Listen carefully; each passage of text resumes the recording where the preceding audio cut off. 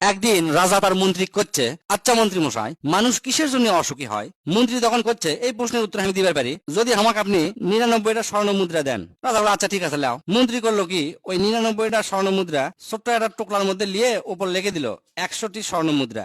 লেখে একটা লোকের বাড়ির গেটের সামনে থুয়ে আসলো। পরের দিন সকালবেলা ওই বাসার মালিক গেটের থেকে বাইরে হতে দেখে ওই থলেটা খুলে দেখে স্বর্ণ মুদ্রা, বাড়ির মধ্যে নিয়ে আসে গোনা শুরু করলো। গুনতে গুনতে দেখে 99টা, এটা কম। তখন ওই লোক চিন্তা করলো, থলের উপর লেখা আছে 100টা মুদ্রা, ভিতরে গুনে পাচ্ছে 99টা, আর এটা গেল কোনটি? ওই এটার জন্য তন্ন তন্ন করে গোটাল বাড়ি গেট আশেপাশে সব খোঁজা শুরু করলো। ইনকা করে খুঁজতে খুঁজতে 1 দিন 2 দিন 5 দিন 6 দিন 7 দিন চলে যায়, ওই মুদ্রা আর খুঁজে পায় না। খাওয়া দাওয়া তার সব বন্ধ হয়ে গেল, ঘুম আর আসে না রাতের বেলা, টেনশনে টেনশনে শুকে গেল। তখন মন্ত্রী মশাই রাজা মশাই কলো, বুঝছেন এখন অসুখী কাক কয়? নিজের 99টা স্বর্ণ মুদ্রা পাশে, সেটালে কিন্তু ওই সুখী লয়। এটা ওই পায়নি, এই দুঃখে ওই খাওয়া দাওয়া বন্ধ করে শুকে গেছে। আসলে আমরা অসুখী হই এই কারণেই, আমাকে কি আছে সেটালে আমরা কখনো সন্তুষ্ট লয়, আল্লাহর কাছে কখনো আলহামদুলিল্লাহ কই না। কি নাই সেটালে আমরা সবসময় টেনশনে থাকি।